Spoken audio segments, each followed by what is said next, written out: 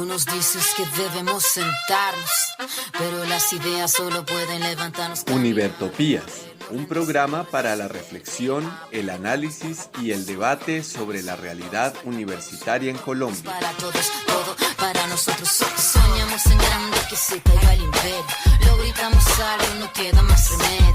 Esto no es utopía, es alegre rebeldía. Escúchenos en la UD FM Estéreo los domingos a las 10:30 am y por las redes sociales. América Latina se suba, con barro, con casco, con lápiz a patear el fiasco. Provocar un social terremoto en este charco.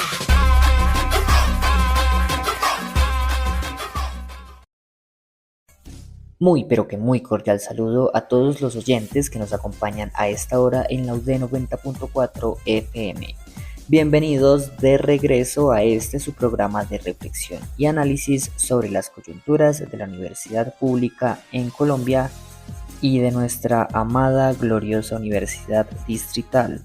Hoy los recibimos en nuestra emisión número 309 de Univertopías, esperando que disfruten todo lo que tenemos en nuestra emisión preparado para ustedes el día de hoy. Comencemos. En Cómo Vamos UD, el profesor Jairo Ruiz continúa con su análisis del documento que se aprueba en el Consejo Superior Universitario, Acuerdo 04 del 5 de mayo de 2025, por el cual se expide el nuevo Estatuto General de la Universidad Distrital Francisco José de Caldas, tratando en esta ocasión el título cuarto, Disposiciones Generales y Disposiciones Transitorias, hoy con el capítulo número 2, Disposiciones Generales, artículos 106 al 109. Y de las reformas universitarias que la profesora Olga Castiblanco de manera dedicada realiza la revisión de la versión del Estatuto Académico fechada el 30 de octubre de 2025 a partir del artículo número 8, Concepción del Sistema Académico, y allí se pregunta ¿cuál es su pertinencia con lo dispuesto en el Estatuto General Acuerdo 04 del 2025 y la concepción de campos que soporta la organización académica? ¿Es válida para la propuesta? Se desarrolla también el concepto de ecosistema, interrelación, sistema, organización de sistema complejo, la organización universitaria, todo esto con base en el libro del profesor Juan Pablo Salgado Borrero, Un ecosistema llamado Universidad, páginas 41 a la 46. Y al final de nuestro programa, una pequeña nota de la compañera Paula Rivera sobre el acta de la asamblea realizada el pasado lunes 1 de diciembre en la sede tecnológica.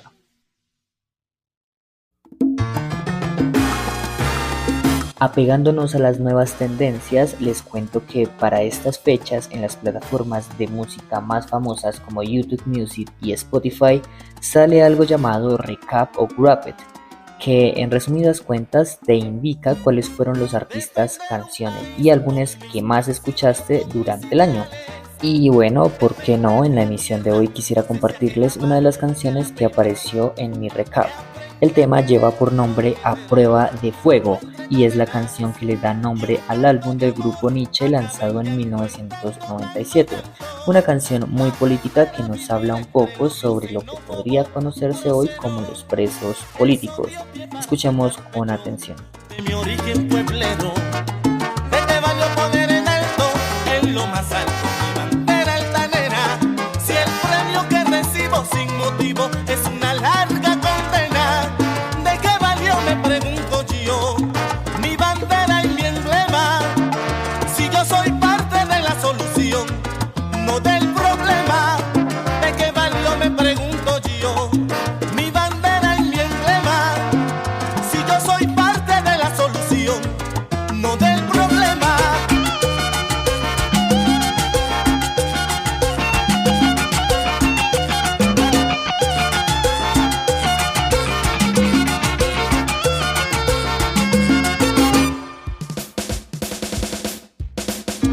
Prueba de fuego,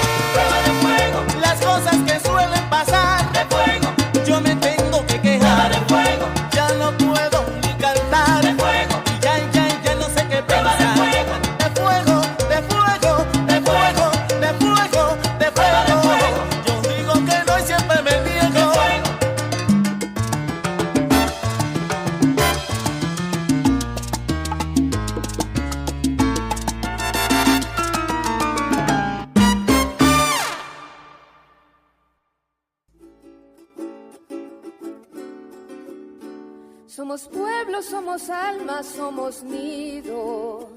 Somos canto, somos danza, somos río. ¿Cómo vamos, UD?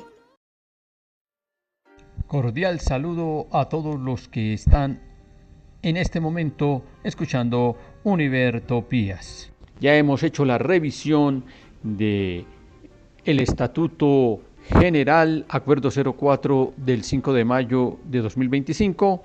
Revisamos el título primero y sus 3 capítulos: naturaleza jurídica, carácter y principios, objetivos y funciones universitarias, comunidad universitaria. El título segundo, gobierno y participación democrática, capítulo primero, gobierno universitario, capítulo segundo, participación democrática. El título tercero, estructura y organización de la universidad, capítulo primero, organización académica, capítulo segundo, organización administrativa, capítulo tercero, bienestar universitario y buen vivir. Hemos revisado el título cuarto, disposiciones generales y régimen de transición e implementación, donde ya en nuestra emisión del domingo anterior revisamos el capítulo primero, disposiciones generales, y estábamos terminando de revisar el capítulo segundo, régimen de transición e implementación. Hoy arrancamos desde el artículo 106 y haremos una revisión de lo que no quedó contemplado en términos generales dentro del Estatuto General del Acuerdo 04 y que venía de la Asamblea Universitaria y que por mandato debería quedar en los estatutos derivados, que es el trabajo que seguramente debe estar realizando la Asamblea Universitaria y las comisiones creadas por el Consejo Superior y conformadas por miembros del Consejo Académico, por miembros designados por la Rectoría, y que aspiramos la nueva Rectoría continúe implementando y desarrollando, porque ese fue el discurso que los 4 candidatos estuvieron manifestando durante toda su campaña. Esperamos que no se quede en palabras. Y aquí arrancamos desde el artículo 106. El artículo 106. Las facultades, escuelas, centros e institutos aprobadas por el Consejo Superior Universitario con anterioridad del presente estatuto tendrán un año de plazo a partir de su publicación para su transición de acuerdo con los requisitos exigidos en el presente Estatuto General. Es decir, sin haber clarificado cuáles serán las escuelas, cuáles serán las facultades, cuáles serán los centros, cuáles serán los institutos, se le da a los actuales institutos, porque hay que identificar que si bien el 04 de 1996 y el 03 de 1997 no hablaban taxativamente de los centros y de los institutos como se habla en el Acuerdo 04 de este año del 2025, sino de manera distinta, pues hay que hacer un tránsito. Y aquí lo que se está diciendo es que ese tránsito se hará a lo largo de un año. Sin embargo, en el artículo anterior nos dijeron que serían 2 años para crear las nuevas escuelas.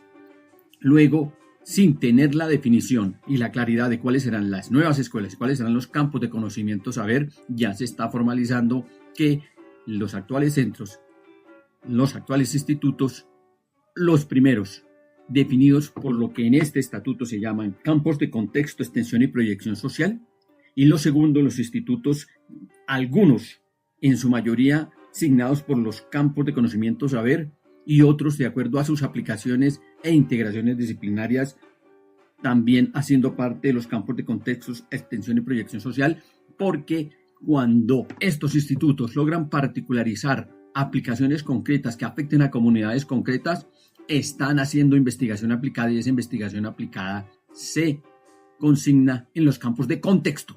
Los campos de conocimiento saber son aquellos que generan el conocimiento, el saber que se va a potenciar a través de los campos de formación y los campos de contexto. Y el campo de contexto es la aplicación concreta de ese tipo de conocimiento que se integra trans y disciplinariamente con los demás. Así que parece haber una incongruencia con el artículo 106, pero si lo miramos desde el punto de vista del tiempo, seguramente algo se podrá hacer. Luego viene el artículo 107. Dentro de los 2 años siguientes a partir de la fecha de publicación de este Estatuto General, la designación de los directores de escuelas, centros, institutos será potestad del rector y se realizará de forma gradual en la medida en que éstas vayan siendo creadas y aprobadas por el Consejo Superior Universitario. Transcurridos los 2 años de publicación del Estatuto General, el proceso de elección y designación de las directivas antes mencionadas se debe realizar conforme lo establece el presente Estatuto General para esta situación en particular, y por única vez el periodo de estas directivas académicas será por lo que reste del respectivo periodo institucional. Es decir, mientras se van creando los institutos, los centros y las escuelas, los directores serán asignados, dice aquí, por el rector. Una vez se hayan vencido los 2 años en que hayan sido creados todos los institutos, los centros y las escuelas a las que se hace referencia en este estatuto, sí se hará la conformación como se dice en el estatuto, es decir, mediante votación directa de los estamentos correspondientes. Luego viene el artículo 108, modificación del Estatuto General. Cualquier modificación del presente Estatuto General requiere ser aprobada por el voto favorable de por lo menos 6 de los miembros del Consejo Superior Universitario en 2 sesiones realizadas con un intervalo no inferior a 60 días, para lo cual deberá cumplir el reglamento interno del Consejo Superior Universitario. Las modificaciones al Estatuto General pueden proponerse por cualquiera de las comisiones permanentes del Consejo Superior Universitario, el Consejo Académico, el Rector o la Asamblea Universitaria. Cualquier modificación del Estatuto General debe ser presentado ante la Asamblea Universitaria. Bien, es decir, no se está haciendo la solicitud que salió de la Asamblea Universitaria, en tanto que toda política de la universidad y los estatutos de la universidad en general debían pasar primero por la Asamblea Universitaria y, si cumplían los requisitos de ley, eran aprobados por el Consejo Superior Universitario. Aquí lo que están diciendo no. Son las comisiones del Consejo Superior Universitario las que definen la aprobación del estatuto con algunos requisitos, y es que deben ser propuestas por cualquiera de las comisiones permanentes del Consejo Superior, por el Consejo Académico o por la Asamblea Universitaria, pero no se dice cuál es el trámite.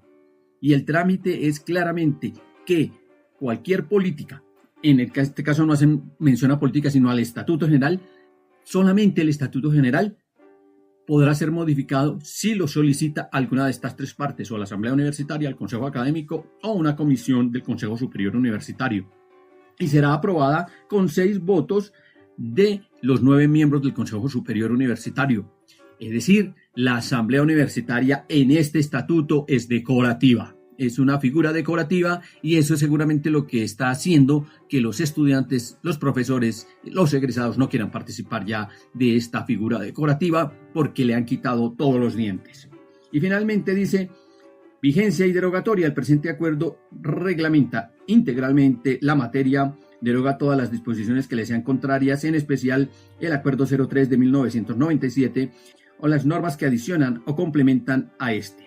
Y dije a partir del día siguiente a su publicación, es decir, será a los 5 días del mes de mayo de 2025, se publica el siguiente día y desde ese día queda erogado. Pero en la Asamblea Universitaria habían otros elementos que aquí no se tuvieron en cuenta y que son importantísimos.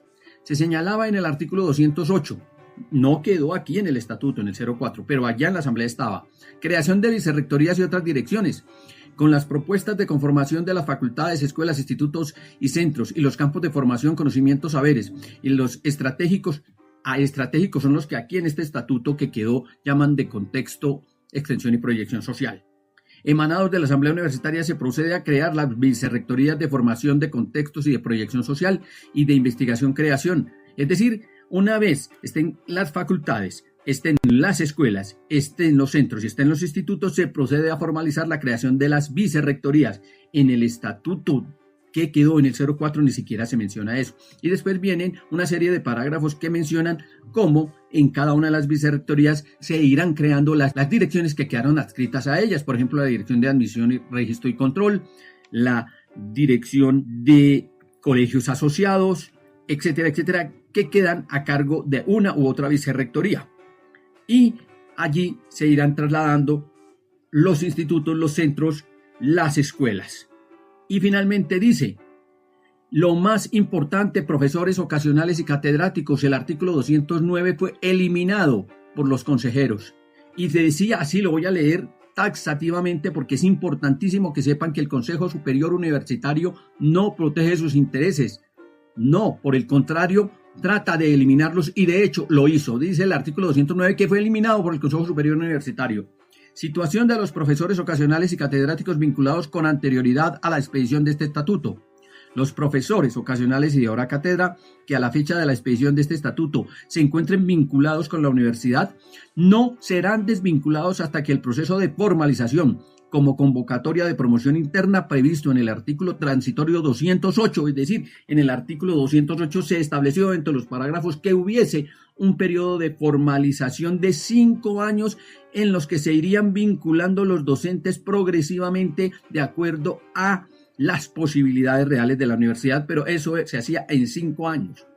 Hoy está el 391, hay que hacerlo en 3 años, pero hay que vincular a todos los docentes que estén. Bien, pero sigamos. La desvinculación se podrá dar únicamente por voluntad propia.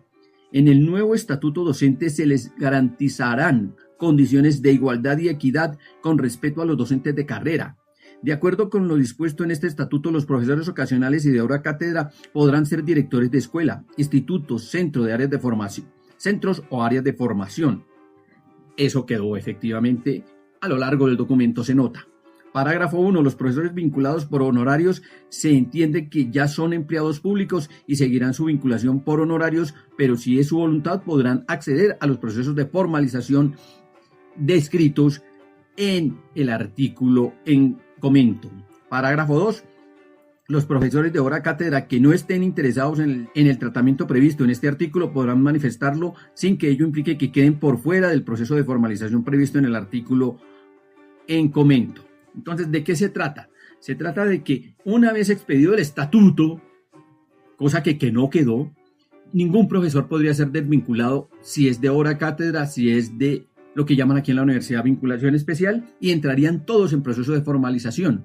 Para no quedar en ese proceso de formalización, sencillamente los honorarios señalan si no les interesa, y los profesores de hora cátedra que así lo consideren también lo manifiestan, no les interesa formalizarse, pero eso no implicaría desvincularlos, sino que continúan en su condición de hora cátedra y de honorarios. Y en el artículo 210 se señala cómo sería el proceso de formalización y fue eliminado por el Consejo Superior Universitario. Dice: plan de crecimiento de la planta docente. A partir de la fecha de expedición de este Estatuto General, el rector contará con 1 año para presentar al Consejo Superior Universitario un proyecto de ampliación de planta de personal docente a 5 años, previo aval del Consejo Académico. La rectoría debe presentar al Consejo Superior Universitario el proyecto que como mínimo deberá contener estudio comparativo de la planta de personal docente actual y planta propuesta. Plan de implementación a 5 años con estudios de implementación y de gestión financiera. Plan de formalización docente para quienes al momento de aprobarse este estatuto lleven 3 o más años de vinculación en condición de tiempo completo ocasional, medio tiempo ocasional u hora cátedra, o si se cumplen antes de darse el acuerdo de formalización. Parágrafo. Se entiende que este plan garantizará la relación del 75% de profesores de carrera planteado en este estatuto. En tal sentido, para mantenerla, el Consejo Superior Universitario garantizará un rubro permanente en cada vigencia para realizar los concursos que por necesidades del servicio se requieran y lograr así mantener esa relación. En este plan de crecimiento permanente, el plan de formalización previsto aquí quedará en firme para docentes ocasionales y catedráticos que logren vinculaciones continuas de más de 3 años. En todo caso, cada vez que se dé una vacante, esta será cubierta inmediatamente. La regulación de este proceso será acordado en el estatuto docente. La actualización de la planta docente se puede hacer cada 5 años. Es decir, aquí se está diciendo que tiene el rector 1 año para presentar el proceso de formalización, pero que se le garantizará a todos los docentes que lleven más de 3 años continuos de vinculación en hora cátedra, en ocasionalidad de medio o tiempo completo, pero que todos tendrán acceso siempre y cuando vayan cumpliendo los 3 años, que una vez se cumpla la relación de 75% de planta frente a 25% de ocasionalidad, se iniciarán los planes permanentes de planta de personal docente para que siempre se mantenga la relación. Y viene el artículo 211, que también fue eliminado, plan de crecimiento de la planta de personal administrativo, en donde se formulaba algo similar. Las personas que hoy están vinculadas en calidad de CPS y de OPS y en la planta provisional ingresarían paulatinamente a la planta de carrera en un proceso también de 5 años con las mismas características. Quien lleven más de 3 años se deben entrar a la planta, y una vez se mantenga la relación de muchos más trabajadores en la carrera que los que están trabajando en calidad de OPS, se empezará a trabajar el plan de vinculación y de crecimiento de personal administrativo para mantener una relación que permita que la academia se desarrolle de forma permanente y excelente.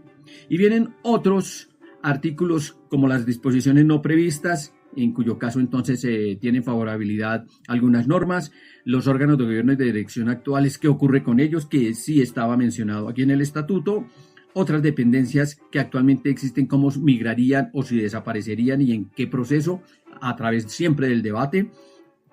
¿Qué ocurre con los actuales centros? Aquí se está mencionando con los actuales institutos. ¿Qué pasa con el sistema de bienestar universitario actual? ¿Cómo migra al sistema de bienestar propuesto en el estatuto? Y la vigencia. Es decir, eliminaron cosas muy importantes, pero el asunto es que es un avance importante y esperamos que con esto nuestra audiencia tenga herramientas para contribuir a la formalización de una universidad al servicio de la comunidad bogotana, de la región y del país. Hasta aquí como vamos, UD, el día de hoy.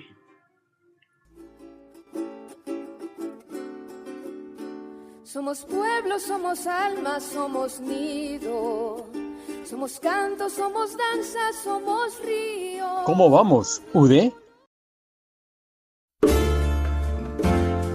Buenavista Social Club es el álbum de estudio debut y único de la agrupación de cantantes Buenavista Social Club, lanzado el 16 de septiembre de 1997 por los sellos discográficos World Circuit junto a Nonsuch.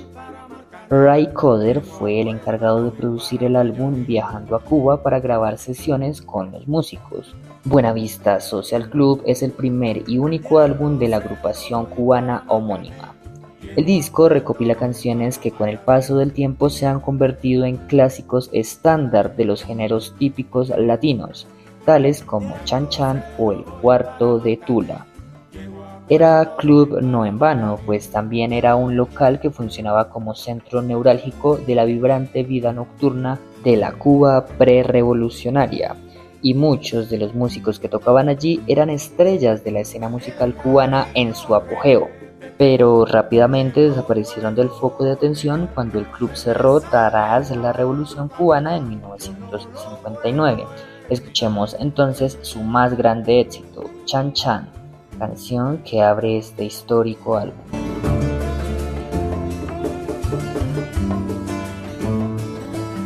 Cuando Juanita y Chan Chan en el mar servían arena, como sacudía el jibe, a Chan Chan le daba pena.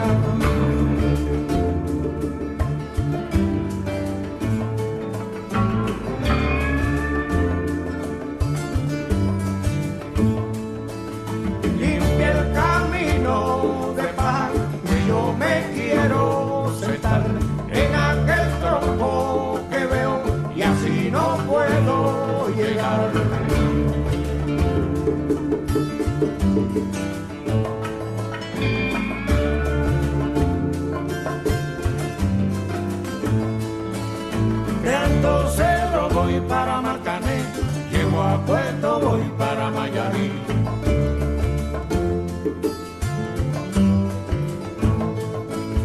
De Alto Cerro voy para Marcané, llego a Puerto, voy para Mayarí.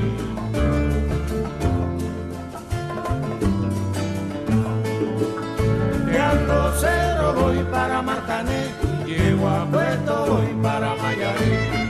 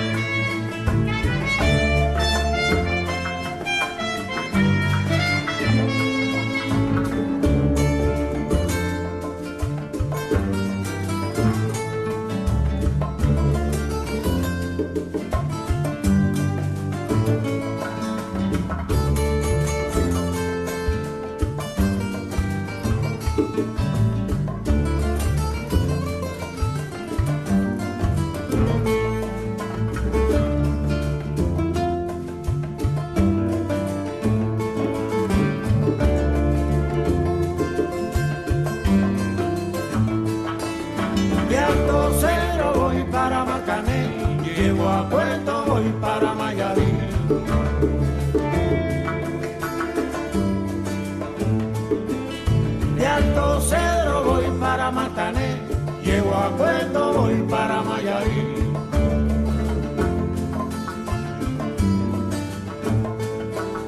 De Alto Cedro voy para Marcané, llego a Cueto voy para Mayarí.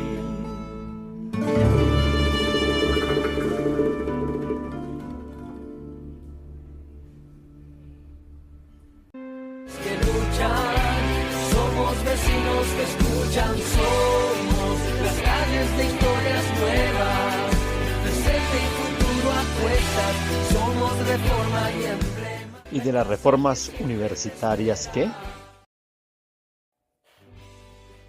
Llama la atención que en el documento de propuesta elaborada por la Mesa de Apoyo, intitulado Proyecto de Acuerdo, abre comillas, por el cual se expide el Estatuto Académico de la Universidad Distrital Francisco José de Caldas, cierra comillas, en la página 4 de 82 y fecha de actualización 30 de octubre de 2025, en su artículo 8 establece, abre comillas, se concibe el sistema académico como un ecosistema dinámico e interdependiente conformado por dos componentes.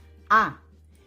El componente misional, integrado por los sistemas que desarrollan las funciones universitarias. El sistema de formación, el sistema de investigación, creación e innovación, y el sistema de contextos, extensión y proyección social. B. El componente transversal, que reúne las unidades de apoyo académico, las dependencias, las unidades académico-administrativas, los procesos y los agentes responsables de la gestión académica. Este ecosistema integra, articula y moviliza las capacidades de la comunidad universitaria para materializar el proyecto universitario institucional PUI a través de los campos de formación, conocimiento, saber y contexto, extensión y proyección social, cierra comillas. Creemos que lo que sí determinó la Universidad Distrital en el proyecto universitario institucional del año 2018, tal como lo socializamos en la anterior emisión de Univertopías, la Universidad Distrital Francisco José de Caldas es un espacio social de carácter cultural, científico y tecnológico, complejo y abierto, y a la vez institucionalizado. Es también un proyecto institucional, esbozo de un horizonte de existencia donde se explicita una conciencia colectiva que se desenvuelve en el tiempo, no como un simple discurrir de los días, sino como la posibilidad de transformar como un hacer social lleno de configuraciones de sentido.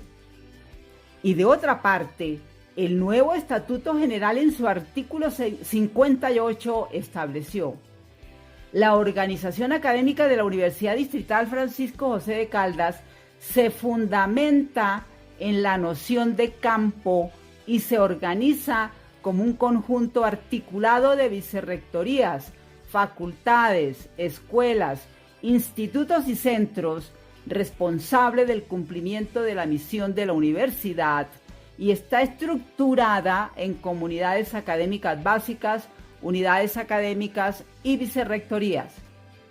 E igualmente, el nuevo Estatuto General en el artículo 59 estableció que el campo es un escenario social de interacción y comunicación que promueve la conformación e integración de comunidades académicas alrededor de intereses comunes para generar, desarrollar, difundir y apropiar conocimientos y saberes.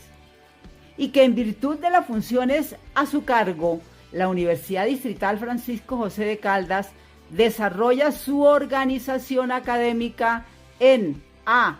Campo de conocimiento saber, potencia el abordaje de problemas, así como el diálogo y la producción de conocimientos y saberes a través de procesos de investigación-creación.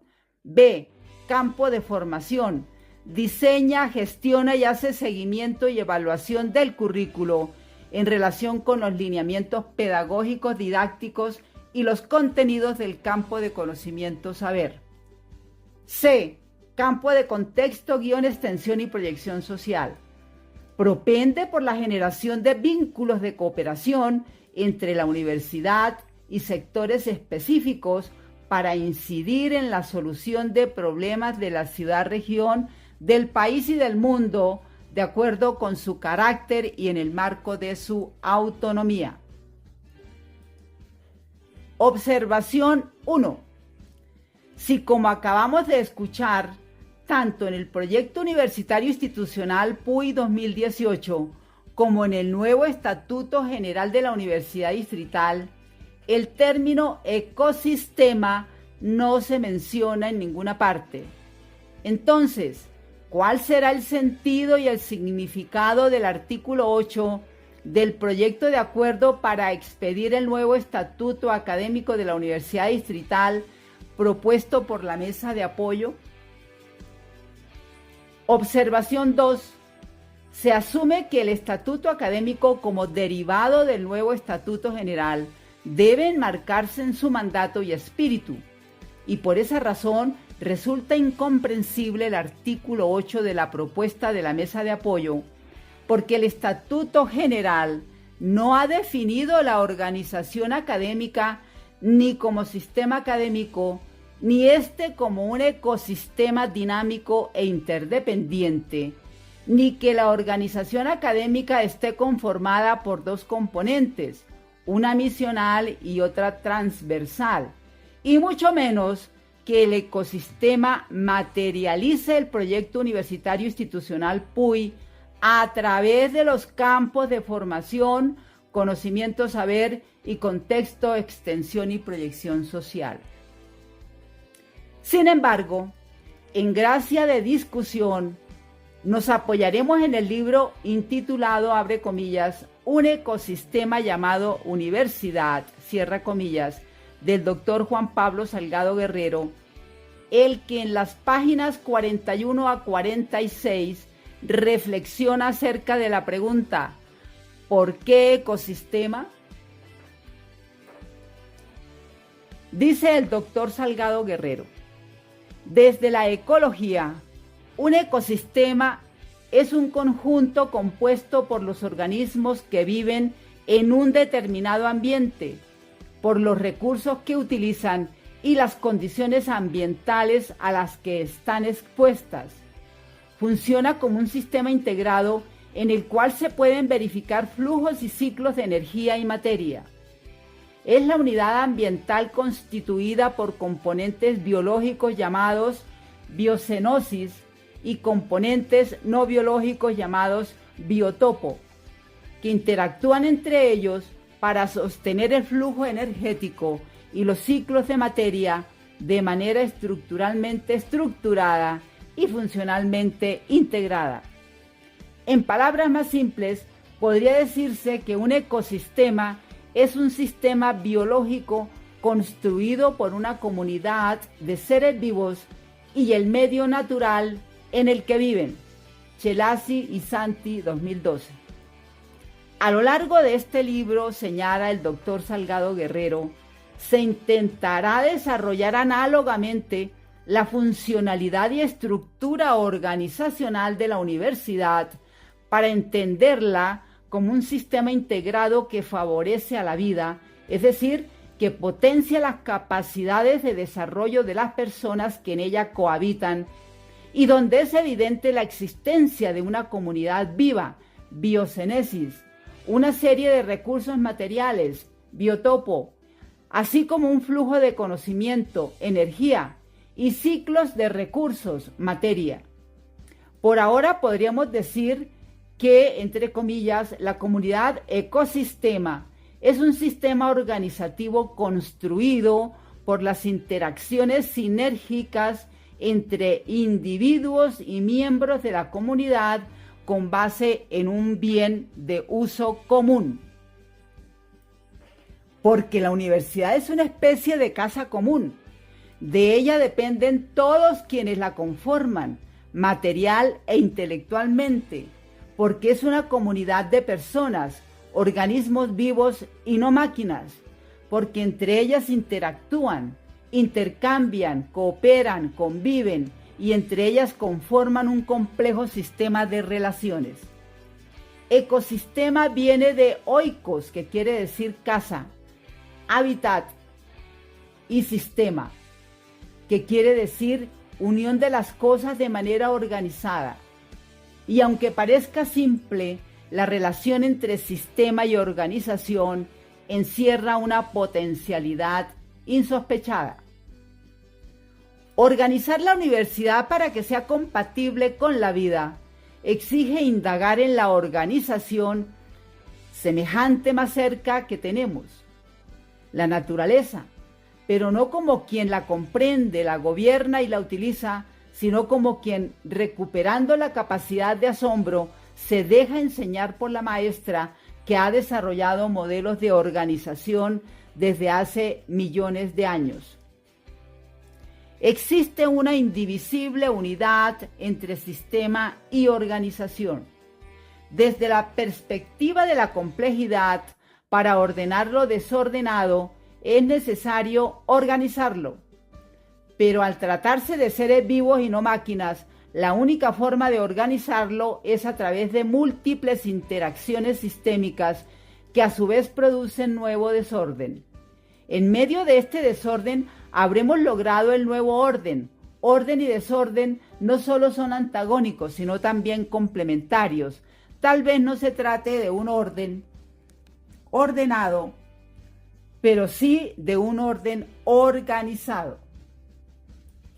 Una universidad no se constituye por un sistema holístico en sí mismo, resultado de la suma de componentes, sino que es resultado de las acciones e interacciones entre las personas y sus grupos.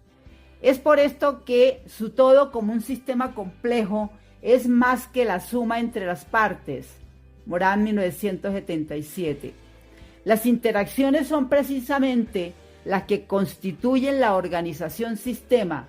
A su vez, es esta organización la que brinda coherencia y funcionalidad a las interacciones. Para Morán, 1984, el concepto sistema tiene tres facetas que considera indisolubles. Sistema, entre paréntesis, que expresa la unidad compleja y el carácter fenoménico del todo, así como lo complejo de las relaciones entre el todo y las partes. Interacciones, entre paréntesis, que expresa el conjunto de las relaciones, acciones y retroacciones que se efectúan y tejen en un sistema. Organización, entre paréntesis, que expresa el carácter constitutivo de estas interacciones, lo que forma, mantiene, protege, regula, rige, regenera y que confiere su columna vertebral a la idea de sistema. Morán recurre al concepto organización para explicar la concepción sistémica. Para él, sistema es una, abre comillas, unidad global constituida a partir de elementos interrelacionados cuya interpretación constituya una organización. Es una combinación de elementos diferentes que están en interdependencia. No se identifica con el objeto fenoménico, se proyecta sobre él. Cierra comillas. Morán, 1974. La unicidad sistema-organización se desarrolla en las relaciones interacciones, en los atractores, en la cooperación y también en las repulsiones y los antagonismos, porque, abre comillas, si no existe ninguna fuerza de repulsión, exclusión, disociación, todo sería confusión y ningún sistema sería concebible, cierra comillas, Morán, 1976. Todo esto permite definir cada una de las partes. Se trata de un sistema complejo.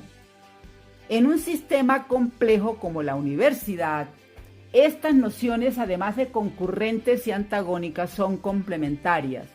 Como se dijo anteriormente, cuando se ordena el desorden a través de organizarlo sistemáticamente, al mismo tiempo en que se ordena, aparecen interacciones libres que desordenan el nuevo orden.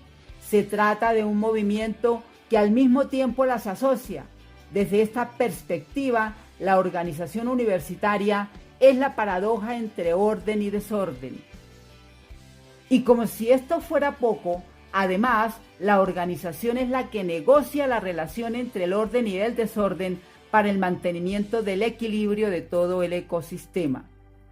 La universidad ecosistema, además de ser un conjunto de elementos relacionados e interdependientes entre sí, donde la organización negocia las interacciones complejas, no está cerrada e interactúa con el contexto.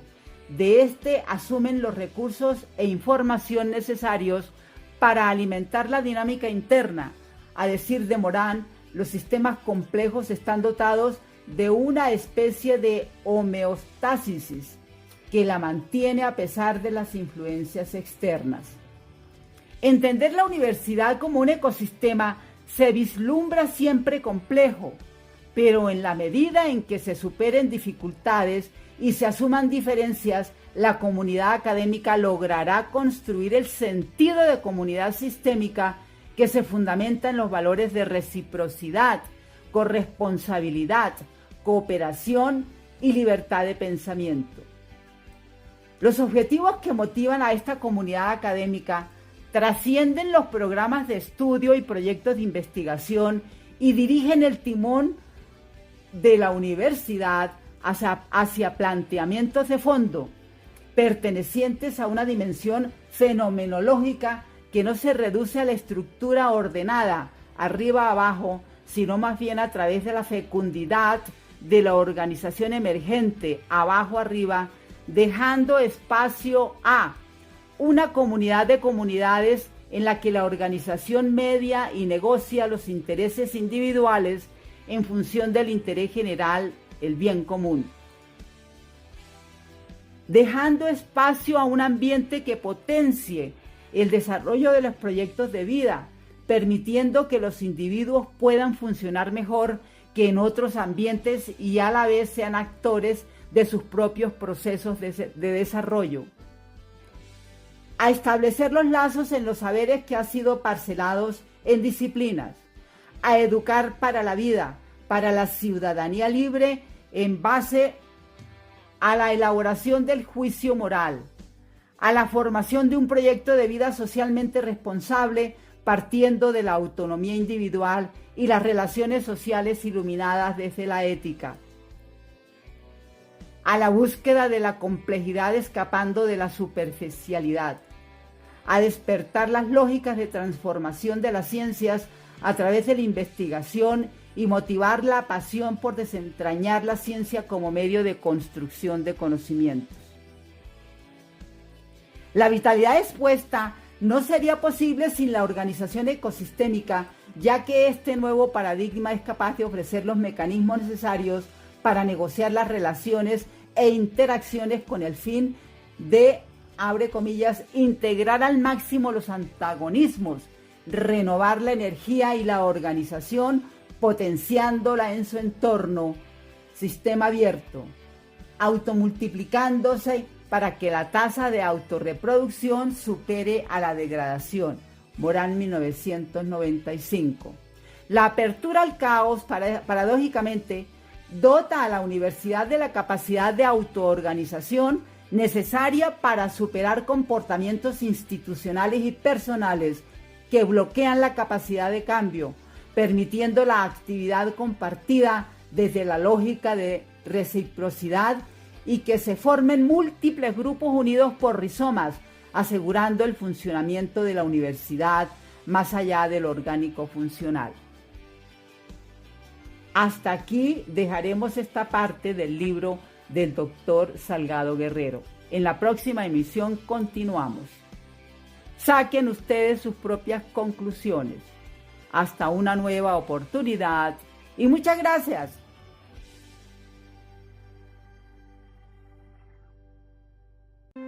Que luchan, somos vecinos que escuchan, somos las calles de historias nuevas, presente y futuro apuestas, somos reforma y emblema. ¿Y de las reformas universitarias qué? ¡Ajá! Bronx de Nueva York a mediados de los años 60 era un caldero cultural y el bugalú apareció no solo como música, era una declaración de identidad. Era esa fusión rebelde donde los instrumentos de percusión latina como las congas y los timbales se casaban con un ritmo de batería más cercano al rock y letras que a menudo se cantaban en una mezcla de inglés y español, lo que llamaríamos el Spanglish de la calle. El bugalú entonces era un ritmo frenético y pegadizo que reinó en las pistas de baile de Nueva York, Cuba, Puerto Rico y otras regiones latinoamericanas entre 1963 y 1969. Ahí es donde entra Pete Rodríguez. Nacido en 1932 de padres puertorriqueños, Pete fue un pianista y director de orquesta notable, pero sin duda su gran mérito fue ser uno de los iniciadores y la cara visible del bugalú latino, hasta convertirse en el rey, tal como el nombre de la canción que escucharán a continuación. Con ustedes, Soy el Rey de Pete Rodríguez.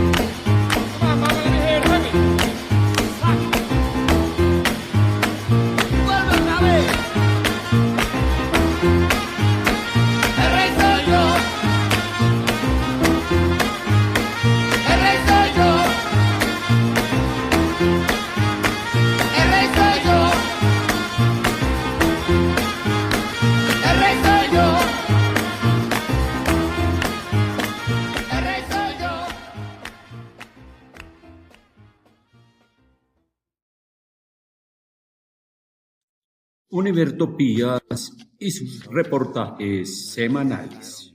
De lo que se robaron un pueblo escondido. En Univertopías y la nota de la semana tenemos con ustedes la asamblea que se tuvo en la sede Tecno el día 2 de diciembre del 2025, en donde participaron estudiantes administrativos y docentes. Este encuentro se inició con el informe por sedes, en donde en conclusión hubo una poca participación en la movilización y una división notoria entre estudiantes por quienes querían y no estar en paro. En el punto 2, balance de la movilización, los compañeros de Derechos Humanos mencionan el poco aforo a las movilizaciones, en donde se habla que hay una exposición inminente frente a la agresión de la UDMO antes SMAT, hablando de lo que ocurrió el 1 de diciembre con la agresión del compañero de Derechos Humanos frente a la Secretaría de Educación. También se habla del comunicado de los docentes denunciando que los profesores no están en paro, pero respetan las actividades, pues se tiene en cuenta la situación de los profesores hora cátedra y ocasionales, a los cuales se les obliga a entregar notas y terminar el semestre firmando un acta de compromiso y también ejecutando el pago de honorarios a los profesores el día 28 de noviembre. También se habla de la poca fuerza de mantener un paro general. Manifiestan que no se tienen en cuenta las decisiones del movimiento estudiantil y que plantean trazar una hoja de ruta para mantener las exigencias con las propuestas y hacer una mesa en donde se reúnan todas las facultades y hagan un conjunto de estas propuestas para lograr un cambio estructural en las universidades públicas. Hubo una moción de procedimiento en donde se habla de levantar el paro y mantener la discusión.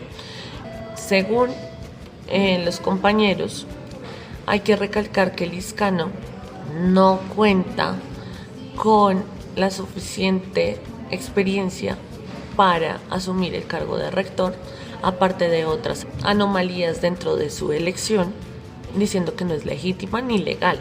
Se recalca también que no hay fuerzas para mantener un paro que ya se sabía que no iba a funcionar a finales del semestre y que se tuviera que replantear la fuerza con la que se iniciaría el paro. Como objetivo claro, la idea es una construcción de un encuentro estudiantil en donde se tendrá en cuenta un programa mínimo de exigencias. También reconocer que hay una coyuntura que es problemática a nivel nacional y que el desgaste que han tenido otras universidades como la nacional nos haga replantear las acciones. Posicionar la reelección con un candidato claro para tomar una decisión clara. Las proyecciones con el tiempo que tenemos, se propone hacer una hoja de ruta en donde haya un encuentro con una ganancia concreta y un análisis en el momento político para nutrir escenarios como las movilizaciones de los estudiantes. Se llega a un acuerdo de levantar el paro con garantías académicas. El tercero, los mecanismos de presión que se ejecutarán para este nuevo llamado paro, en donde se piensa realizar una construcción de hoja de ruta que se tenía planeada para el día 3 de diciembre. Segundo, la construcción de un encuentro estudiantil el 11 o el 12 de febrero del 2026, apenas inicia el semestre, en donde se hable de un programa mínimo de exigencias, un consejo estudiantil de la universidad y definir el inicio del paro. La propuesta es que el paro empiece a finales del primer corte o inicios del primer corte. Las garantías del paro fueron las siguientes. El Consejo Académico el día 3 de diciembre debía de estudiar los siguientes planteamientos. Primero, la garantía de ampliar el calendario del paro de este año, la cancelación de materias, pedir un compromiso que los docentes reciban entregas extemporáneas, que el semestre llegue a acabarse el día 16 de diciembre del 2025 como estaba planeado y que ningún estudiante entre en prueba académica por cualquier causal. Tener en cuenta también que se exija y se brinde el pago a los docentes el día de mañana en la asamblea tridestamentaria. La realización de piezas gráficas que inviten a la comunidad universitaria a las asambleas a tomar decisiones como si es la asamblea permanente o el paro definido. Y así terminamos con el informe de la Asamblea General que tuvo lugar en la sede tecnológica el día 2 de diciembre del 2025. A todos ustedes, un buen día y gracias. Univertopías y sus reportajes semanales. De lo que se robaron un pueblo escondido. A todos nuestros oyentes esperamos de todo corazón que hayan disfrutado de esta emisión. Para nosotros es un gusto pleno esclarecer e informar desde nuestra criticidad sobre el panorama de la universidad y de la educación pública. Nos vemos en una próxima emisión. Muchas gracias. Tú nos dices que debemos sentarnos, pero las ideas solo pueden levantarnos. Univertopías, un programa para la reflexión, el análisis y el debate sobre la realidad universitaria en Colombia. Para todos, todo para nosotros. Soñamos en grande que se caiga el imperio. Lo gritamos algo, no queda más remedio. Esto no es utopía, es alegre rebeldía. Escúchenos en la UD FM Estéreo los domingos a las 10:30 AM y por las redes sociales. América Latina se suba, un barro con casco con lápiz a patear el fiasco. provocar un social terremoto en este charco.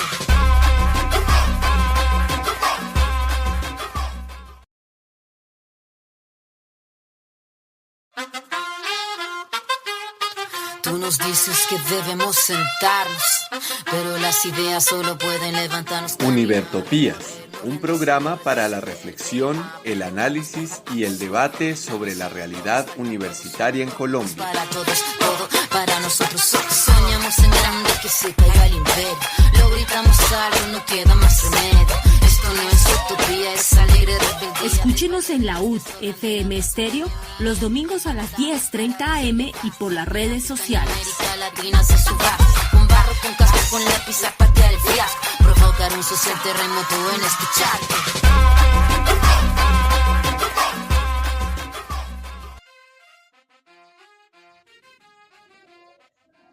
Y terminada nuestra emisión radial, damos inicio a nuestra emisión suplementaria.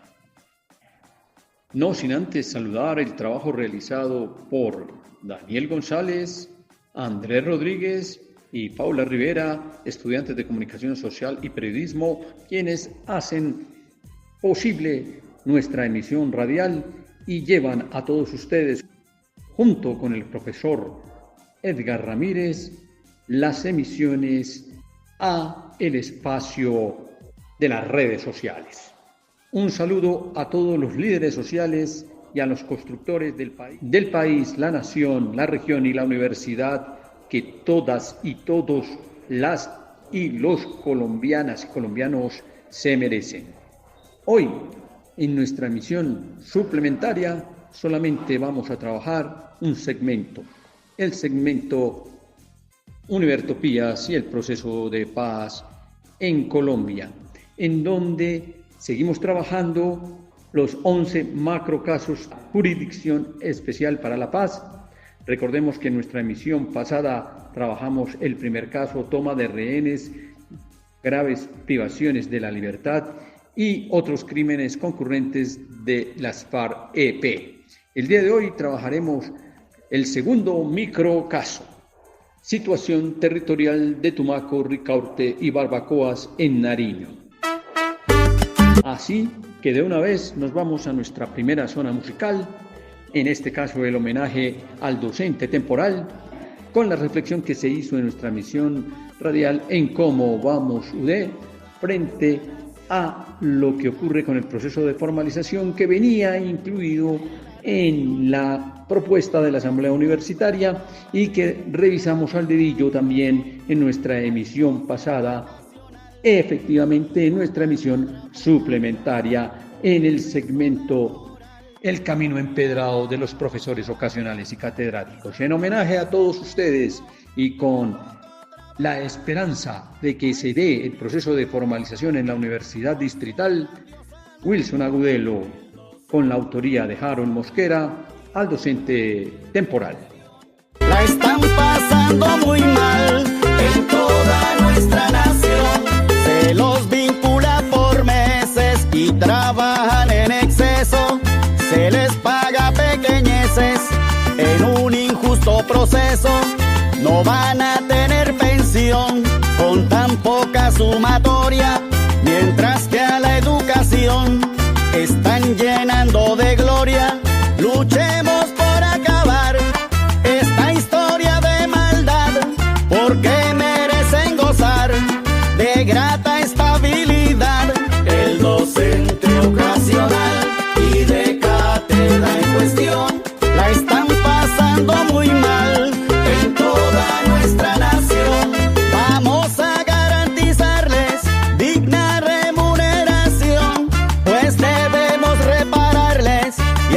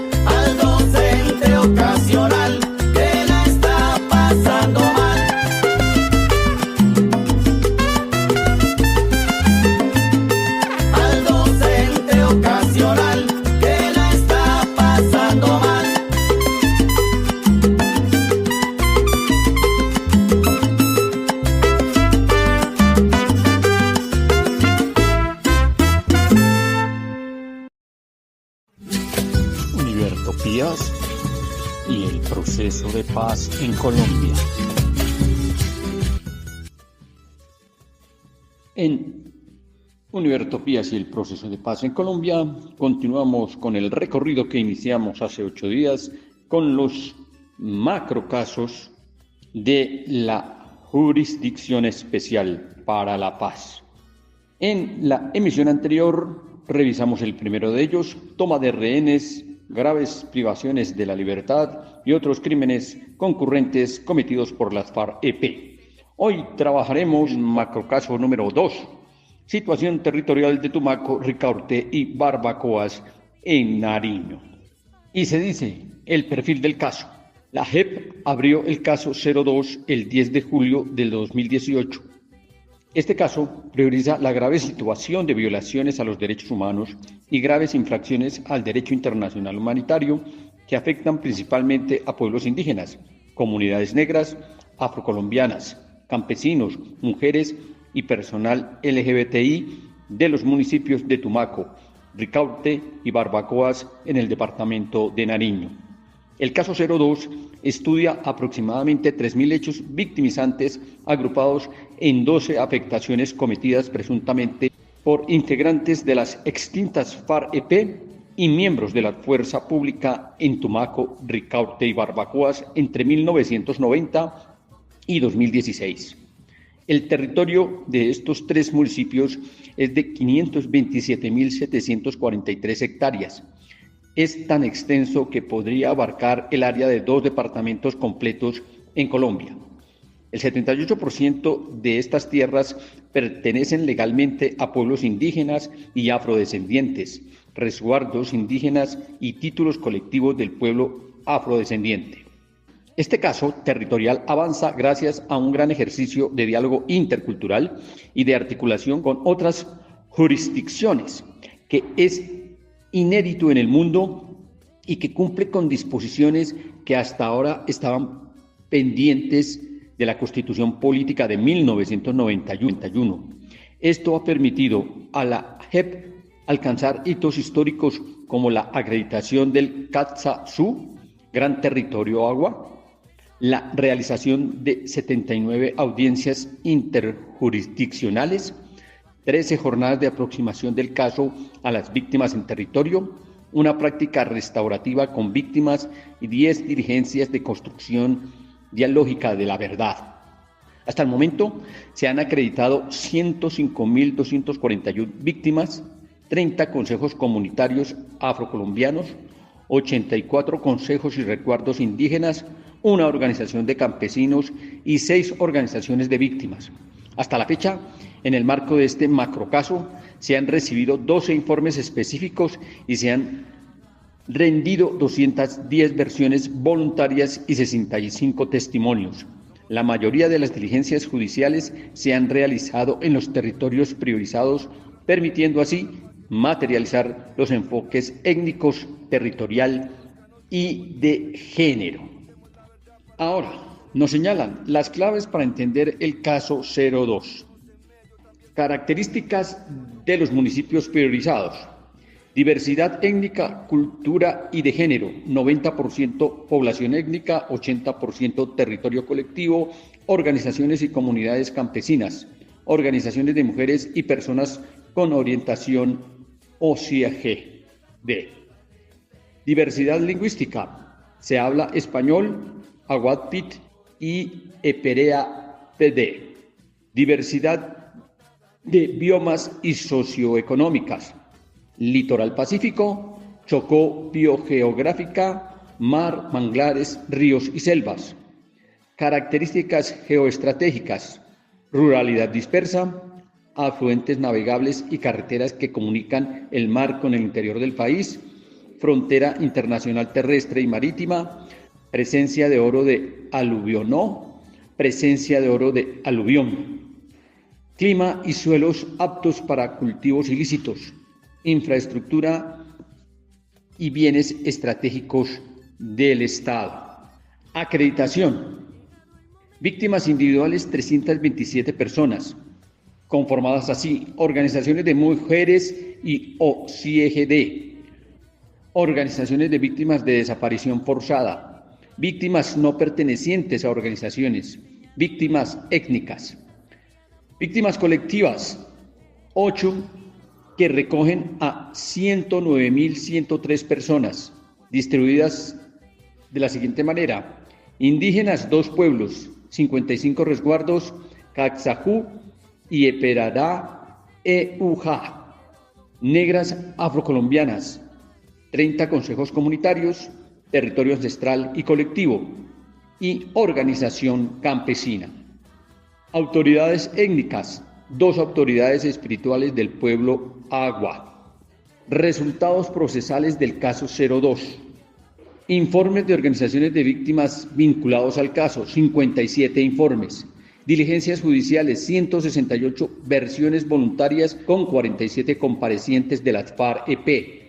40 versiones voluntarias con 29 comparecientes de la Fuerza Pública. 7 diligencias de construcción dialógica de la verdad con 12 comparecientes. 20 diligencias de construcción dialógica de la verdad con víctimas. 24 diligencias de observaciones a versiones voluntarias. Otras actividades de investigación: 297 inspecciones judiciales, 14 declaraciones juradas a 12 testigos, 13 entidades del Estado requeridas por información. Las líneas de investigación del caso 02 son 2. Por un lado, de la FARC-EP, que recoge columna móvil Daniel Aldana, columna móvil Mariscal Sucre y el Frente 29. Y por el lado de la Fuerza Pública, que es la segunda línea, Batallón de Selva número 53 José González, la Armada Nacional y Grupo de Caballería Mecanizado número 3 José María Cabal. Los avances del caso se resumen de la siguiente manera, muy breve. Uno de los principales avances en el caso 02 ha sido el poder reconocer los gobiernos propios y las estructuras de los pueblos étnicos, lo que ha llevado a generar confianza y un relacionamiento diferente para que el juez transicional se siente con la autoridad indígena a esclarecer la verdad y así poder contribuir a una reparación simbólica que sea satisfactoria para las víctimas. Se ha trabajado en la construcción de una memoria ambiental que evidencie todos los daños que se causaron al territorio, la cual se ha ido realizando de manera intercultural con biólogos ambientalistas y de autoridades espirituales conocedoras, quienes se comunican directamente con los sitios sagrados. Se declara que los hitos del caso serían estos: 1. Se han reconocido 7 sujetos colectivos étnicos. 2. Un sujeto colectivo campesino. 3. Se declaró el Caxazú, Gran Territorio Agua, como víctima del conflicto armado. 4. Se han emitido 17 medidas cautelares para protección cultural y espiritual a pedido de los pueblos étnicos. Y 5. De las 115 sesiones de coordinación interjurisdiccional sobre diversos casos de la JEP, 77 sesiones se han realizado en el marco del caso 02.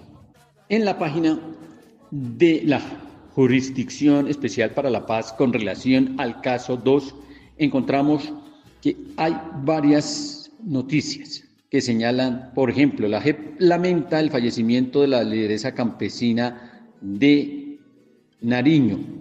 Alicia del Socorro Torres Rodríguez fue presidenta de una Junta de Acción Comunal en el Pacífico Nariñense y vicepresidenta de la Asociación Campesina de Tumaco, víctima colectiva acreditada en la jurisdicción. Esta noticia está fechada el 17 de junio del 2024. La JEP lamenta profundamente el fallecimiento de Alicia Socorro Torres, lideresa social de Tumaco, Nariño, ocurrido el pasado 6 de junio debido a una repetida complicación de salud. Esta lideresa tuvo diversos roles de los procesos organizativos campesinos de su región, incluyendo la vicepresidencia de la Asociación Campesina de Tumaco. En el marco de las investigaciones de la JEP, Alicia Socorro Torres lideró procesos que permitieron avanzar en el esclarecimiento de la verdad, la justicia, la reparación y las garantías de no repetición para las comunidades campesinas de Tumaco. Su trabajo, además, contribuyó al reconocimiento de los campesinos de este municipio como sujetos colectivos de derecho y de especial protección, impulsando políticas públicas en su beneficio. Y hay Otras noticias. Para los pueblos étnicos, las afectaciones e impactos del conflicto armado no se agotaron en el daño ocasionado a su gente y sus comunidades, sino también a sus territorios, los demás seres vivos y espíritus que habitan en él y su relación con el entorno natural. La JEP atribuye responsabilidad por crímenes de guerra y crímenes de lesa humanidad a 15 exdirigentes de las FARC por hechos cometidos contra pueblos, comunidades, poblaciones y territorios de Nariño en el caso 02. Se trata del auto de determinación de hechos y conductas sobre la extinta guerrilla de la FARC-EP del caso 02, que priorizó la situación territorial de Tumaco, Ricaurte y Barbacoas, Nariño entre 1990 y 2016. Esta decisión es el resultado de la materialización de la centralidad y participación de las víctimas y los enfoques diferenciales étnicos, raciales, territorial y de género, mujer, familia y generación en el marco del proceso dialógico instruido por la Sala de Reconocimiento, en el que participaron víctimas individuales y colectivas, autoridades étnicas y el Ministerio Público, y al que fueron llamados a aportar verdad comparecientes de las extintas guerrillas de las FARC y de la Fuerza Pública. La Sala determinó que en la implementación de la política de control social y territorial en los municipios priorizados se ejecutaron 6 patrones macrocriminales que generaron daños graves, diferenciados y desproporcionados contra pueblos indígenas, pueblos negros afrocolombianos, comunidades campesinas, poblaciones urbanas y rurales, mujeres y niñas, personas con orientaciones sexuales e identidades y expresiones de género diversas, la naturaleza y los territorios ancestrales y colectivos. Entre los hechos constitutivos de los patrones macrocriminales se encuentran masacres, asesinatos selectivos, desapariciones forzadas, confinamientos y desplazamientos forzados, reclutamiento y utilización de niñas y niños, violaciones, esclavitud sexual y destrucción del territorio y la naturaleza.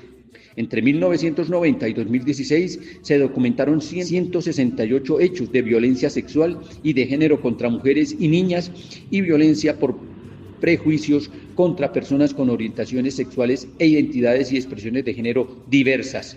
Los imputados integraron la columna móvil Mariscal Sucre, la columna móvil Daniel Aldana y el Frente 29 del Bloque Occidental Alfonso Cano de las extintas FARC-EP que operaron en Tumaco, Ricaurte y Barbacoas, Nariño.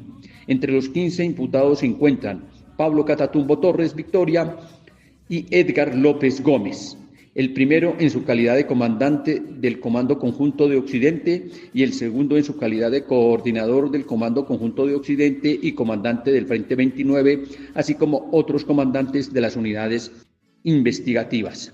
Tumaco, 13 de julio de 2023, con la participación de las víctimas colectivas e individuales, las autoridades étnicas y el Ministerio Público, y con la contribución de aportes a la verdad de los comparecientes vinculados en el marco de la investigación de la situación territorial de Tumaco, Ricaurte y Barbacoas, denominado Caso 02, la Sala de Reconocimiento de Verdad, de Responsabilidad y de Determinación de los Hechos y Conductas, Sala de Reconocimiento de la Jurisdicción Especial para la Paz, JEP, profirió el auto número 03 del 5 de julio del 2023, por medio del cual atribuyó responsabilidad a 15 comparecientes que integraron las estructuras guerrilleras Columna Móvil Daniel Aldana, Columna Móvil Mariscal Sucre y Frente 29 del Bloque Occidental Alfonso Cano, antiguo Comando Conjunto de Occidente, de la extinta guerrilla de las FARC-EP, por la comisión de crímenes de guerra y de lesa humanidad que ocasionaron daños graves, diferenciados y desproporcionados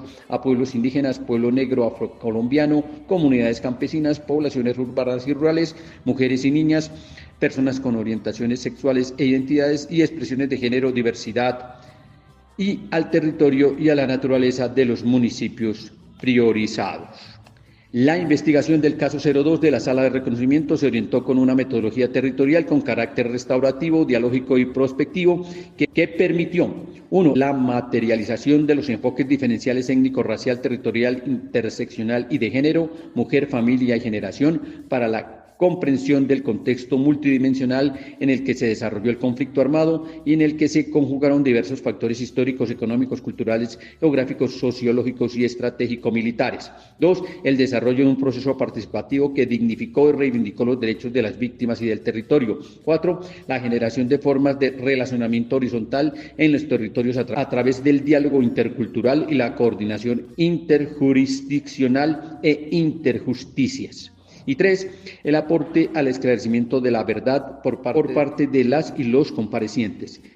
El macrocaso 02 avanza en 2 líneas de investigación. Por una parte, se investigan las graves violaciones a los derechos humanos y las graves infracciones al derecho internacional humanitario cometidos por las extintas guerrillas de la FAREP, en virtud de lo cual se ha proferido el auto de determinación de hechos y conductas anunciado, y por otra parte, aquellos crímenes no amnistiables atribuibles a la fuerza pública, los cuales continúan en investigación y que serán objeto de una próxima decisión judicial.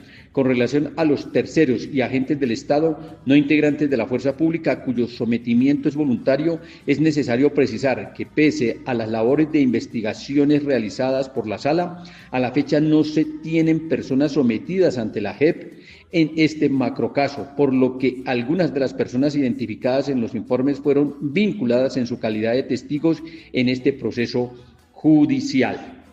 Para avanzar en el esclarecimiento de la verdad y la determinación de los hechos y conductas atribuibles a las extintas FAREP, fue necesario el análisis y la contrastación de múltiples fuentes de información, entre ellas 57 informes de organizaciones de víctimas y de entidades del Estado, el aporte a la verdad de los comparecientes de las extintas FAREP en las diligencias de versión voluntaria, las diligencias de construcción dialógica de la verdad con víctimas y comparecientes, las observaciones presentadas por las víctimas y el Ministerio Público a las versiones voluntarias, las inspecciones judiciales en Fiscalía y Juzgados de Tumaco, Barbacoa, Pasto, Cali y Bogotá, las declaraciones juradas de testigos, el informe del diálogo de saberes y memorias ambiental del conflicto armado, las solicitudes de acreditación de víctimas, las diligencias de coordinación interjurisdiccional e interjusticias con los pueblos étnicos y la información requerida a diversas entidades del Estado. Territorios priorizados. Los municipios de Tumaco, Ricaurte y Barbacoas hacen parte del litoral pacífico y del piedemonte costero de Nariño, territorios que integran la región del Pacífico Sur colombiano, que comprende desde el río San Juan al norte del Valle del Cauca hasta los ríos Mira y Mataje en la frontera con Ecuador, y desde la cordillera occidental hasta el litoral marino al suroccidente del país. Es un territorio habitado por los pueblos indígenas Agua y Eperará Siapidará, el pueblo negro afrocolombiano, comunidades campesinas, poblaciones urbanas y rurales, mujeres y niñas y personas con orientaciones sexuales e identidades y expresiones de género diversas. En los municipios priorizados, el 90% del total de la población se reconoce como parte de algún pueblo étnico y el 78.6% del territorio es ancestral y colectivo. Este territorio se caracteriza por la diversidad y riqueza cultural, étnica, lingüística, de género y socioecológica, compuesta por una amplia red de vida de montañas, selvas, manglares, mar, ríos, como el Ñambí, Telimbí, Mira, Rosario, Mexicano, Huiza, entre otros, y sitios sagrados, pero también por una historia de discriminación, racismo, empobrecimiento, marginación y exclusión social y económica. En este contexto, debe destacarse que, pese a los ataques de los actores armados contra la población civil, el pueblo negro africano, los pueblos indígenas, las mujeres y niñas, las personas con orientaciones sexuales e identidades y expresiones de género diversas, las comunidades campesinas y las poblaciones urbanas y rurales han construido, mantenido y fortalecido sus procesos organizativos y comunitarios para resistir y afrontar las dinámicas de la guerra y la violencia ejercida por los grupos armados que acentuaron la discriminación económica, social, patriarcal y colonizadora que se mantiene desde la invasión de sus territorios y que amenaza su pervivencia física, cultural y espiritual. Por otra parte, en estos municipios la presencia de activos estratégicos para el país como el oleoducto trasandino y el puerto marítimo de Tumaco, su ubicación como zona de frontera internacional y marítima, su conexión a través de medios terrestres y fluviales con el interior del país y el desarrollo de economías ilegales asociadas a la minería de oro y el narcotráfico generaron el interés geoestratégico de los actores armados para controlar militar, social y económicamente a este territorio. Y se señala el título Política de Control Social y Territorial de la FARC-EP y patrones macrocriminales. La Sala de Reconocimiento identificó la existencia e implementación de una política de control territorial y social de la FARC-EP en los municipios priorizados, la cual tenía como objeto establecer, consolidar, defender o retomar la presencia, dominio y control de este grupo armado sobre la población y los territorios considerados geoestratégicos, atendiendo orientaciones y directrices nacionales. De esta manera se pretendió imponer como única autoridad por la fuerza de las armas. Esta política fue definida y ejecutada mediante planes territoriales, circulares, cartillas y órdenes verbales de los coordinadores del Comando Conjunto de Occidente, comandantes del Bloque Occidental Alfonso Cano, así como de los comandantes del Frente 29, la Columna Móvil Mariscal Sucre y la Columna Móvil Daniel Aldana de las extintas FARC-EP. En específico, en el marco de la política de control social y territorial implementada en estos municipios se definieron planes para 1. Cooptar organizaciones, instrumentalizar o eliminar cuando se resistieran a la consolidación de las extintas FARC como autoridades únicas en el territorio y asesinar y desplazar a quienes eran rotulados como enemigos o personas que no apoyaban o se resistían al orden fariano. 2. Copar y controlar los territorios geoestratégicos para la organización guerrillera, especialmente en las zonas de frontera y en los corredores estratégicos que en su mayoría coinciden con territorios ancestrales y colectivos étnicos. 3. Fortalecer la capacidad militar de las unidades guerrilleras a través del aumento del personal en las filas, reclutando personas, entre ellas niños y niñas, de la región con base en sus saberes, destrezas, conocimientos del territorio y del idioma propio, su relacionamiento con las autoridades étnicas y con las formas organizativas. 4. Regular el comportamiento de la población civil en los territorios e imponer roles de género desde una visión patriarcal, heteronormativa y cisnormativa a través de distintas formas de violencia, entre ellas la violencia sexual, de género y por prejuicio. 5. Utilizar minas antipersonal y remanentes explosivos de guerra para atacar al enemigo, proteger activos y territorios estratégicos para la organización armada, así como ejercer control social sobre la población civil. 6. Obtener fuentes de financiamiento para la estructura guerrillera y el secretariado y atacar la infraestructura estratégica del Estado para diezmar su capacidad económica y de ataque, causando con ello la destrucción del territorio y la naturaleza. En desarrollo de esta política de control territorial y social se ejecutaron múltiples crímenes no admisibles contra la población civil. La Sala de Reconocimiento determinó la existencia de 6 patrones macrocriminales. 1. Masacres, asesinatos selectivos y desapariciones forzadas contra pueblos étnicos, poblaciones campesina y rural y otros civiles. En Tumaco, Ricaurte y Barbacoas, los ex-FARC-EP con el objetivo de eliminar a quienes consideraban enemigos y colaboradores de estos durante el periodo de 1997 a 2016. Se documentaron 314 hechos de asesinatos selectivos, masacres y desapariciones forzadas contra la población civil, que corresponden a 468 víctimas directas. 2. Confinamientos y desplazamientos forzados contra pueblos étnicos, comunidades campesinas y otros civiles, en Tumaco, Ricaurte y Barbacoas. A las unidades investigadas de las extintas FARC-EP que ocuparon de manera violenta y consciente los territorios étnicos se les atribuye entre 1990 y 2016 334 hechos de desplazamiento forzado con 27.087 víctimas y 44 confinamientos con 20.124 víctimas asociados a combates, órdenes directas del grupo guerrillero o como consecuencia de otros hechos victimizantes. 3. Reclutamiento y utilización de niñas y niños indígenas y afrocolombianos en Tumaco, Ricaurte y Barbacoas. Las estructuras armadas investigadas de las extintas FARC-EP vincularon mediante la coacción, la seducción y el engaño a niños y niñas, Entre 2001 y 2015 se documentó el reclutamiento y utilización de 102 niños y niñas con pertenencia étnica. Del total de víctimas, 13 eran niñas y 89 eran niños.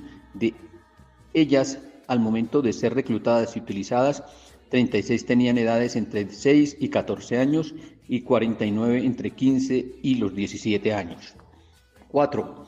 Violencia sexual y de género contra mujeres y niñas y violencia por perjuicio contra personas con orientaciones sexuales e identidades y expresiones de género diversas o no normativas. En Tumaco, Ricaurte y Barbacoas, las unidades investigadas de las extintas FARC-EP naturalizaron la violencia sexual y de género como una forma de ejercer control social y territorial sobre la población civil, constituyendo una política tácticamente autorizada. Entre 1990 y 2016 se documentaron 168 hechos de violencia sexual y de género contra mujeres y niñas y violencia por prejuicio contra personas con orientaciones sexuales e identidades y expresiones de género diversas, en los que se identificaron 254 víctimas directas. 5. Uso ilícito y afectaciones por minas antipersonas y restos explosivos de guerra. En Tumaco, Ricaurte y Barbacoas, el Frente 29 y las demás organizaciones de las FARC-EP implementaron una estrategia para la defensa y control de activos, territorios, poblaciones y corredores estratégicos para la organización armada a través del empleo de minas antipersonas y restos explosivos de guerra. Esto generó principalmente desplazamiento, confinamiento, asesinatos y lesiones, al igual que la contaminación de los territorios ancestrales y colectivos étnicos y de las tierras de comunidades campesinas, lo que alteró la vida de los pueblos y comunidades y generó consecuencias permanentes en los múltiples sistemas de vida. Entre 2002 y 2015 se registraron 153 hechos y se identificaron 279 víctimas de minas antipersonas y de restos explosivos de guerra.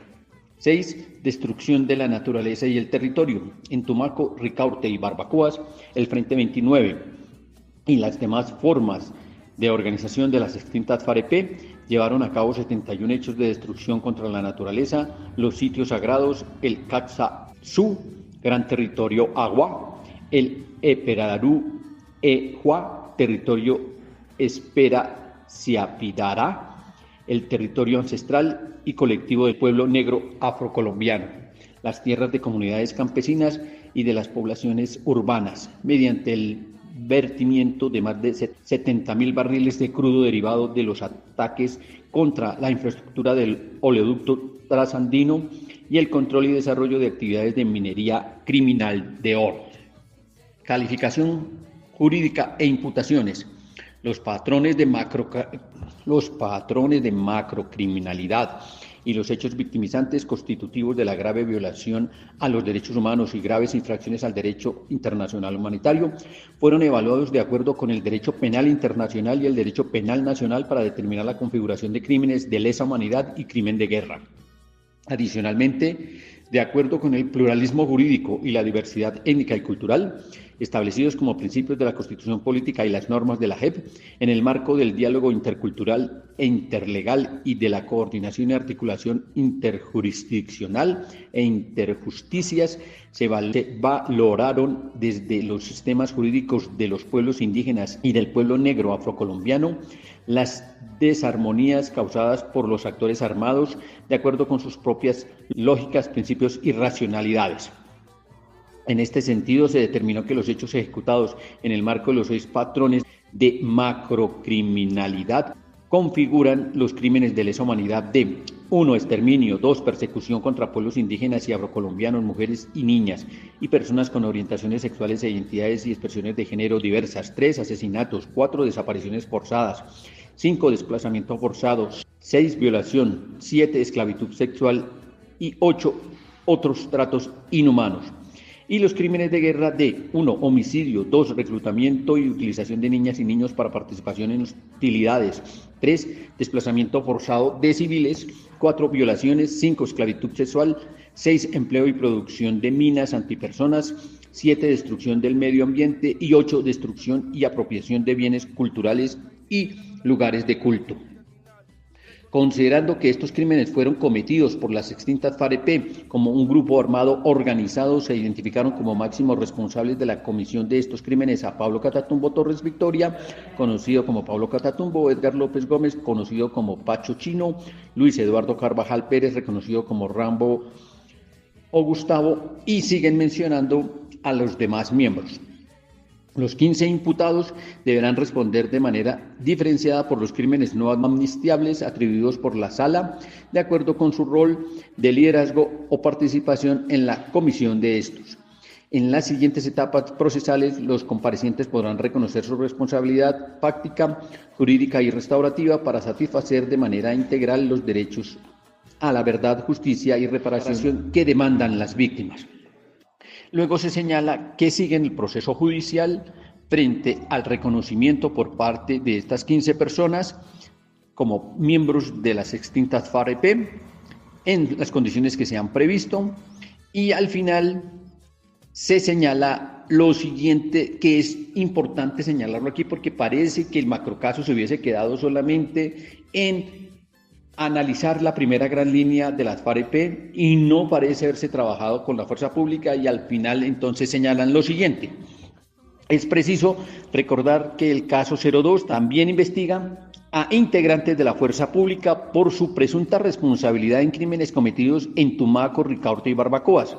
Entre las unidades investigadas se encuentran especialmente el Grupo de Caballería Mecanizado número 3, General José María Cabal, y algunas de sus unidades agregadas como el Batallón de Contraguerrilla número 37, Macheteros del Cauca. Adicionalmente están las unidades que conformaron la Fuerza de Tarea Palmares o Cascabel, unidades de la Escuela Militar de Aviación de la Fuerza Aérea y tropas del Batallón de Selva número 53, Francisco José González. Hasta la fecha, la Sala de Reconocimiento de la JEP ha imputado a 88 personas, a las que se les suman estos 15 exmiembros de las extintas FAREP, alcanzando así 103 personas imputadas, de las cuales 57 son exmilitares, 42 son exintegrantes de las antiguas FAREP, 3 son civiles y un agente de Estado no integrante de la fuerza pública. Esta decisión judicial del caso 02 presenta un avance importante para la administración de justicia y las garantías de esclarecimiento de verdad, justicia y reparación y no repetición. Viabiliza las causas estructurales y las dinámicas del conflicto armado en los municipios priorizados. Es el resultado de un proceso de diálogo intercultural con diversos pueblos y comunidades que integran distintas cosmovisiones y ontologías. Desarrolla el pluralismo jurídico a partir de la coordinación interjurisdiccional e interjusticias, investiga distintas conductas y realiza la atribución de responsabilidad por crímenes de lesa humanidad y crímenes de guerra, entre ellos aquellos relacionados con la discriminación y la destrucción del territorio y la naturaleza. Bien, eso es lo que se señala en el documento. Hay todavía muchas otras cosas que revisar, pero vamos a apuntar solamente a una de ellas, y es el llamado que hace el 6 de junio del 2024 a 4 exgobernadores de Nariño a entregar testimonio sobre la fumigación de cultivos de uso ilícito mediante aspersión aérea, que se puede resumir de la siguiente manera. La JEP convoca a 4 exgobernadores de Nariño a entregar testimonio sobre la implementación e impacto de la estrategia de erradicación forzada de cultivos de uso ilícito mediante la aspersión aérea con glifosato en Tumaco, Ricaurte y Barbacoas entre 2000 y 2013. A la audiencia convocada por la Sala de Reconocimiento de Verdad, que se desarrolla entre el 17 y 25 de junio, fueron citados Parmenio Cuellar Bastidas, 2001-2003, Eduardo Zúñiga Erazo, 2004-2007, Antonio Navarro Wolf, 2008-2011 y Raúl Delgado Guerrero, 2012-2015. Lo dejamos hasta aquí. Eso es lo que se ha trabajado por ahora. Parece que se hace más labor frente a la contribución y participación que hacen los exmiembros de la FARC producto de la negociación que se hizo en Cuba, que contra la fuerza pública de la cual hay muy pocos elementos en la documentación encontrada. Dejamos hasta aquí el macrocaso número 2 y nos vemos en nuestra próxima emisión de Univertopías y el proceso de paz en Colombia. Univertopías y el proceso de paz en Colombia. La sociedad es una gran sombra proyectada sobre la pared para espanto de los niños y de los tontos. Igual definición nos queda para los críticos. Y habiendo hecho el recorrido por Univertopías y el proceso de paz en Colombia, nos vamos con una agrupación de punk nacida en Medellín. No es claro si en los años 80 o en los años 90. Algunos precisan en su historia que nació en 1990, otros precisan que nació en 1984, con Jaime López y Óscar Roldán como bajista y baterista respectivamente, con el trabajo de Yolanda Molina como baterista, Piedad Castro como bajo, Vicky Castro la voz y Harley Sánchez el guitarrista. En su desarrollo no es claro la acepción GP a qué hace referencia, si a grupo punk, a Greenspin, a General Force, a Gusano Podrido, a Gobierno Podrido, como se llama uno de sus álbumes. Finalmente, lo cierto es que ya vimos cuál es la definición que tienen de crítico, cómo se llama este tema. Así que con GP, crítico.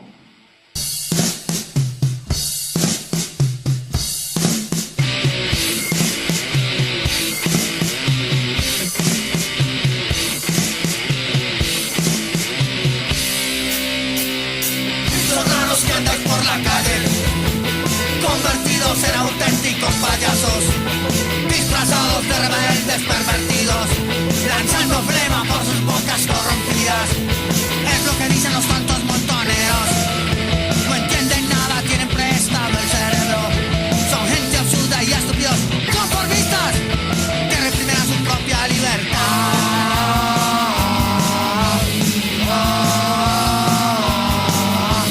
Bichos raros que andáis por la calle, convertidos en auténticos payasos, disfrazados de rebeldes pervertidos, lanzando flema por sus bocas corrompidas. Es lo que dicen los tontos montoneros. No entienden nada, tienen prestado el cerebro. Son gente absurda y estúpidos, conformistas, que reprimen a su propia libertad.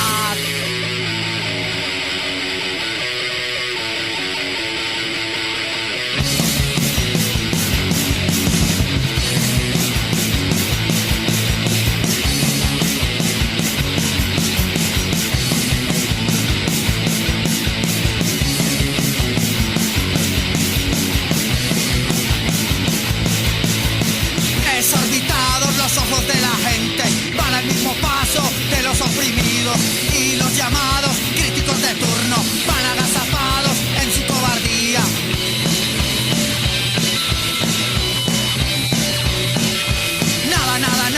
Nada se te escapa. Todo lo criticas. Aún no sé por qué me dijiste anacoreta, ni por qué me gritas desadaptado.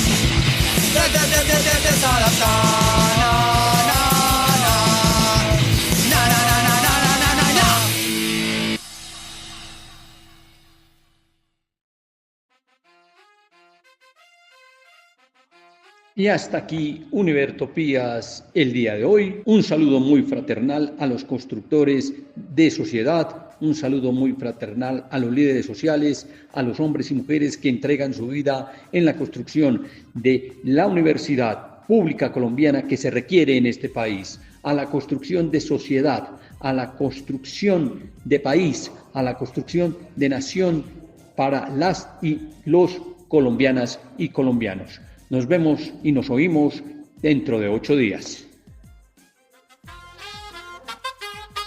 Tú nos dices que debemos sentarnos, pero las ideas solo pueden levantarnos. Univertopías, un programa para la reflexión, el análisis y el debate sobre la realidad universitaria en Colombia. Para todos, todo para nosotros. Soñamos en grande que se caiga el imperio.